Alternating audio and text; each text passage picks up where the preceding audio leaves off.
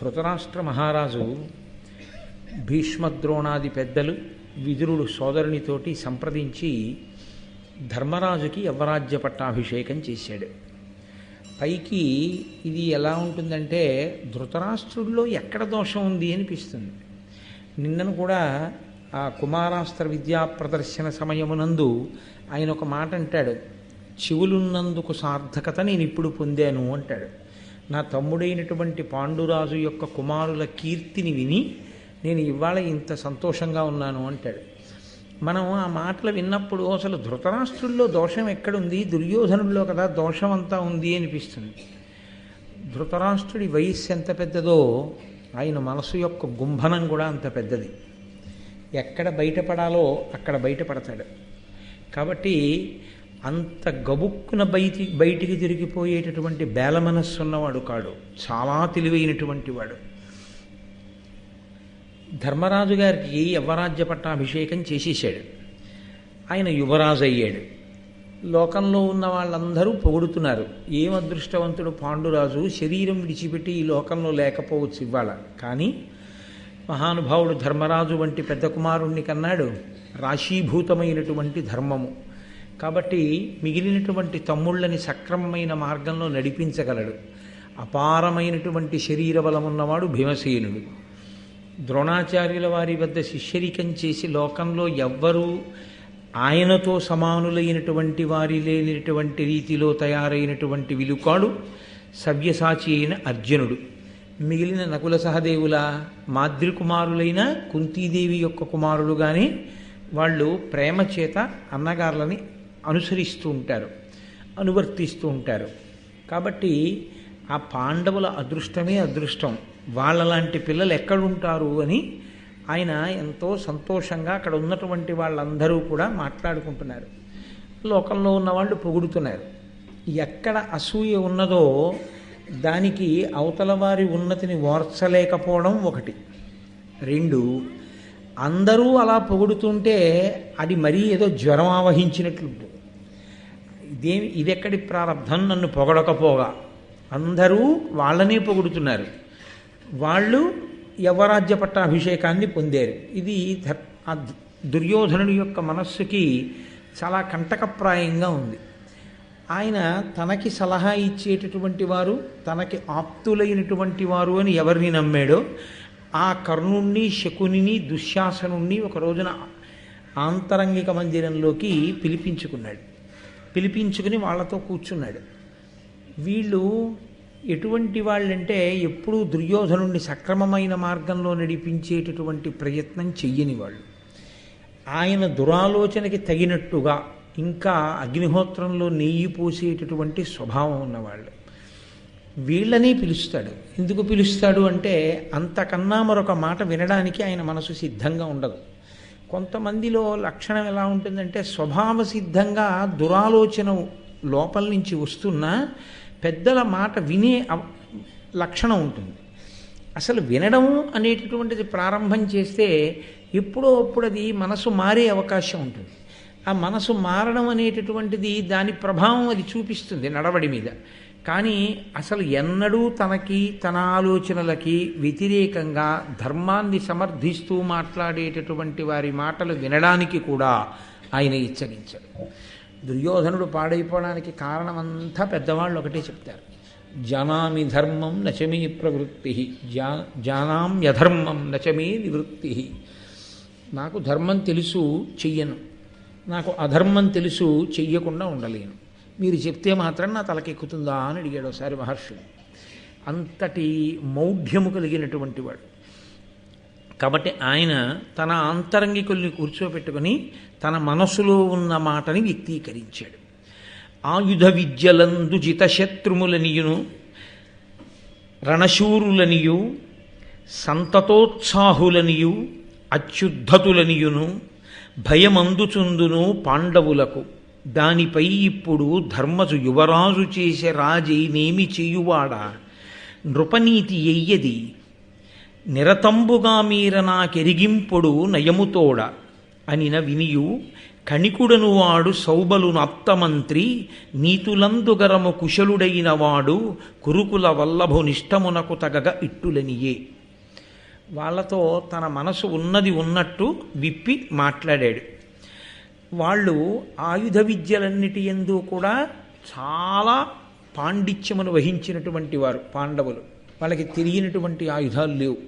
ఇదిగో నిన్ననే ద్రోణాచార్యుల వారు బ్రహ్మశిరోనామకాస్త్రం కూడా ఇచ్చాడు. రణశూరులు, వాళ్ళు యుద్ధంలో భయపడేటటువంటి వారు కారు, శత్రువులను దునుమాడతారు. సంతతోత్సాహులు, ఎప్పుడూ ఉత్సాహంతో ఉంటారు. ఇది చాలా గొప్ప లక్షణం. అదేమీ ఏదో పద్యంలో ఒక మాటగా వినేయడంతో వచ్చేటటువంటిది కాదు. అది ఎలా ఉంటుందంటే నిరంతరోత్సాహమును కప్పిపుచ్చేటటువంటి లక్షణం ఒకటి ఉంటుంది. దాన్ని జడప్రాయముగా ఉండుట అంటారు. అంటే ఏమీ స్పందన ఉండదు. అది ఎందువల్ల వస్తుంది అంటే ఉత్సాహము కొరవడిపోతుంది. కాబట్టి వారు సంతతోత్సాహులు, ఎప్పుడూ ఉత్సాహమే వాళ్ళకి, ఇప్పుడు అప్పుడు అని ఉండదు. ఎప్పుడైనా వాళ్ళు ఉత్సాహంగా ఉంటారు పాండవులు. మీరు ఎందుకని అన్న విషయాన్ని ఒకటి ఆలోచించండి. బాహ్యమునందు అభ్యున్నతి పథంలో ఉన్నవాళ్ళు పాండవులు. ధృతరాష్ట్రుడి కుమారుడై పాండవులు ఎవరి దగ్గర నేర్చుకున్నారో వాళ్ళ దగ్గరే వీళ్ళు నేర్చుకుంటున్నారు. పాండవులు ఎక్కడుంటున్నారో వీళ్ళు అక్కడ ఉంటున్నారు. పాండవులు ఏది తింటున్నారో వీళ్ళు అది తింటున్నారు. పాండవులకున్న సంతోషం వీళ్ళకి ఎందుకు ఉండట్లేదు? పాండవులలా ఎందుకు ఉండలేరు 101 మందిలో ఒక్కళ్ళు కూడా? ఒక్కటే కారణం, పాండవులు దేన్ని పట్టుకుంటారో అది వీళ్ళు పట్టుకోరు. అందుకే వీళ్ళెప్పుడూ నిరుత్సాహం, వీళ్ళెప్పుడూ ఏది పోగొట్టుకున్నాం అన్నదాని పక్కన ఆ పోగొట్టుకున్న దాన్ని వాళ్ళు ఎలా పట్టుకున్నారో అలా మనం పట్టుకుందామని ఆలోచించారు. మనం పట్టుకోలేంది వాడు పట్టుకున్నది ఏదున్నదో దాని వలన వాడు కీర్తివంతుడయ్యాడు. కాబట్టి వాడికి అది లేకుండా చెయ్యాలి, లేకపోతే వాడు లేకుండా చెయ్యాలి. దాని యందు ఉత్సాహం, అది ప్రమాదకరమైనటువంటి ఆలోచన సరళి. ఎప్పుడో ఎక్కడో భారతం జరిగిందని మీరు అనుకోకండి. ఎందుకంటే కోపం శేషేన పూరయేత్ అని సంస్కృతంలో ఒక సామెత. ఎప్పుడైనా ఏదైనా అవతల వానియందు మెచ్చుకోవలసిన విషయం కానీ లేకపోతే తను అంగీకరించవలసిన విషయం కానీ వస్తే అక్కడి నుంచి ఓ పెద్ద కోపాన్ని ప్రదర్శిస్తాడు. అంత కోపడుతున్నప్పుడు మనం ఎందుకు మాట్లాడడం, ఇతర వాడు వెళ్ళిపోతాడు. కోపం శేషేన పూరయేత్. తప్ప వాడి జీవితంలో వాడు ఎప్పుడూ ఎవరిని అనుకరించడానికి కానీ ఎవరిని ఆదర్శంగా తీసుకోవడానికి కానీ ఆయన సిద్ధంగా ఉండడు. మీరు ఆదర్శంగా తీసుకున్నారు అని గుర్తు ఏమిటో తెలుసా అండి? మీరు ఆదర్శంగా తీసుకున్నారు అని గుర్తు, మీరు ఏది మాట్లాడుతున్నా మీకు ఆదర్శమైనటువంటి వ్యక్తి మీకు స్ఫురణలోకి వస్తుంటాడు. ఆయన ఇలా ఉండి ఉంటే అలా కీర్తింపబడేవారా అని ప్రశ్న వేస్తుంటుంది మనసు. ఆయన ఎంత నిబద్ధతగా నిలబడ్డారు, నువ్వెందుకు నిలబడలేవు, ప్రతిదానికి ఎందుకు అలా రాజీ పడిపోతావు అని మనసు ఎదురు తిరుగుతుంది. అదేం చేస్తుందంటే ఎవరిని మీరు ఆదర్శంగా పెట్టుకున్నారో వారి వైపుకు నడిపిస్తుంది. చిట్ట చివరికి మీరేమవుతారంటే వారే అవుతారు.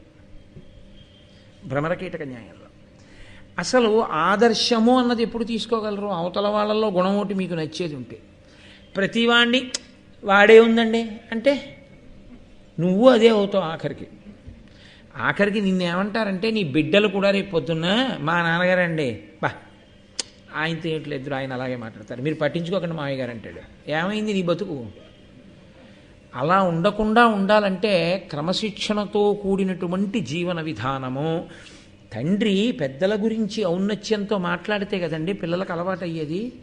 మా నాన్నగారు ఒకరి గురించి మాట్లాడారంటే అలా మాట్లాడతారు. మా నాన్నగారు ఆదర్శవంతమైన పెద్దల గురించి మాట్లాడితే నిద్రలో కూడా గారు ప్రయోగించకుండా ఆయన ఏకవచన సంబోధన చేయరు. అసలు అంత గౌరవిస్తారు మా నాన్నగారు, అంత మర్యాద ఆయనకి. ఆయన ఒక వ్యక్తి జీవితం గురించి చదివిన తర్వాత ఆదర్శంగా స్వీకరించడం అంటూ జరిగితే ఆపథంలోనే ఉంటారు. కాబట్టి మా నాన్నగారికి అసలు ఇష్టపడరు అని మీ పిల్లవాడికి తెలిసిన రోజున మీరు చెప్పక్కర్లేదు. మీరేం చేస్తున్నారో అది మీ పిల్లలు చేసేస్తారు. మీరు ప్రత్యేకంగా ఇవి చెయ్యని చెప్పక్కర్లా. మీరు ఎలా ప్రవర్తిస్తారో అలాగే వాళ్ళు ప్రవర్తిస్తారు. మీరు ఎలా మాట్లాడతారో వాళ్ళు అలాగే మాట్లాడతారు. ఎక్కడో కొద్దిగా మార్పు ఉండొచ్చేమో కానీ సాధారణంగా ప్రత్యేకించి కొడుకుల మీద ప్రభావం తండ్రిదే ఉంటుంది. కొడుకు తండ్రిని అనుకరిస్తాడు. తండ్రి జీవన శైలి ఎలా ఉంటుందో దాన్నే కొడుకు పట్టుకుంటాడు. మహాభారతం ఎప్పటికీ పనికొచ్చే గ్రంథం ఎందుకైందంటే అటువంటి ఆలోచన సరళి పెంచుకోవద్దు. లోకంలో ఎప్పుడూ మనకన్నా ఉన్నతమైనటువంటి స్థితిలో నిలబడిన వాళ్ళు ఉండి తీరుతారు. మనమే సర్వజ్ఞులం కాదు, మనకన్నా తెలియనివాడొకడు ఉండకుండా ఉండడం అన్నది సంభవము కాదు. ఎప్పుడూ మనకన్నా గొప్పవారు ఉంటారు. గొప్పవారు కనపడినప్పుడు వారు గొప్పవారు అని అంగీకరించి నువ్వు సంతోషిస్తే ఏమిటి నీకు బాధ? హాయిగా ఉంటావు.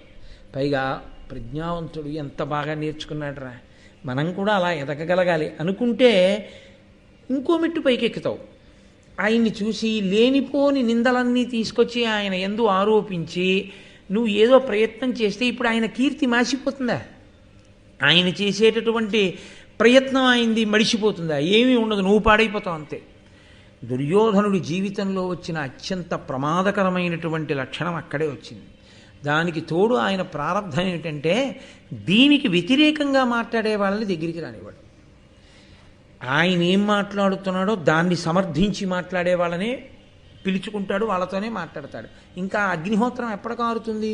తననే కాల్చింది. అందుకే కాబట్టి ఆయన ఇప్పుడు ఉన్న మాట చెప్పేస్తున్నాడు. అత్యుద్ధతులనియు వాళ్ళు చాలా ఉద్ధతి కలిగినటువంటి వాళ్ళు, వాళ్ళ జోలికిడితే అగ్నిహోత్రం లాంటి వాళ్ళు. కాబట్టి నేను భయపడుతున్నాను. నిన్నటి వరకు ఉన్నది డాంబికము అని తెలిసిపోతుంది. నేను భీముణ్ణి చంపేస్తాను, కర్ణుడు అర్జునుడిని చంపేస్తాడు, గుండెల మీద చెయ్యేసుకు పడుకోవడం ఇవన్నీ తాత్కాలికం. ఉత్తర క్షణంలో ఆయనకి భయమే. కాబట్టి నేను భయపడిపోతూ ఉంటాను.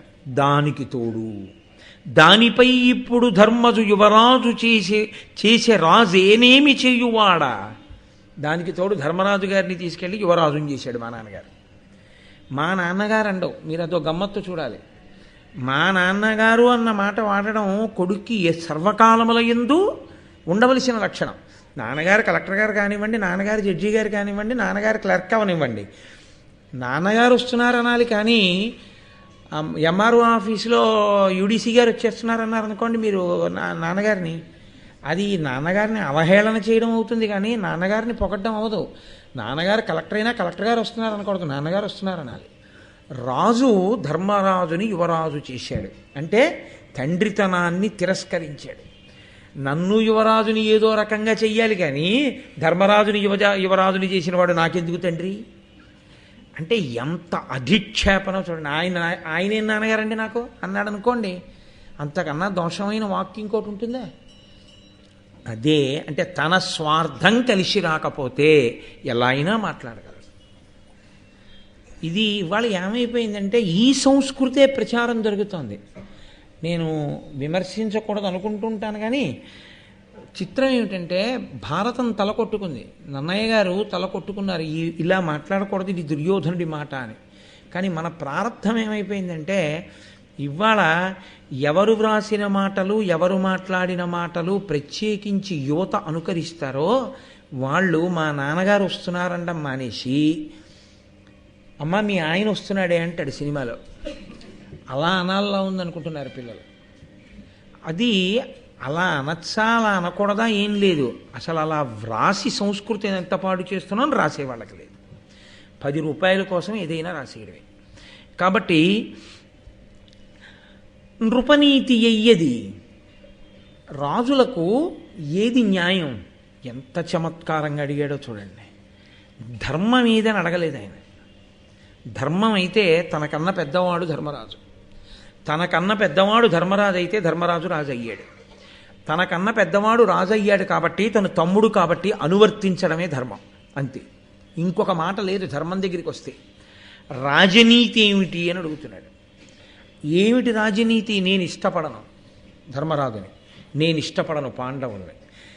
నాకు రాజ్యం కావాలనుంది, నాకు రాజ్యం కావాలనుంది కాబట్టి వాళ్ళు రాజుగా ఉండకూడదు, కాబట్టి వాళ్ళతో యుద్ధం చెయ్యలేను, భయపడుతున్నాను. కాబట్టి అన్యాపదేశంగా ఏం చెప్తున్నట్టు? వాళ్ళని చంపేయాలి. దీనికి రాజనీతి ఏమిటి? ఎంత అందంగా అడిగాడో చూడండి. అంటే కుట్రలు కుతంత్రాలు ఎలా చెయ్యొచ్చు, అసలు నీతి అన్న మాటను అడ్డు ఎలా పెట్టచ్చు, పెట్టి దాన్ని ఆదర్శంగా తీసుకుని నేను ధర్మరాజుని ఎలా చంపచ్చు, ఆ 5గురిని చంపేసి రాజ్యం ఎలా పుచ్చుకోవచ్చు? ఇది ఎవరిని అడుగుతున్నాడు? ఈయన అడిగిన కోణంలోనే జవాబు చెప్పేవాళ్ళని అడుగుతున్నాడు. తప్పు. పగిలిపోతుంది దవడ. ఇంకొకసారి ఇలా మాట్లాడితే అంటాడు విదురుడిని అడిగితే ఇది. అందుకని ప్రాణం పోయినా అడగడు విదురుణ్ణి.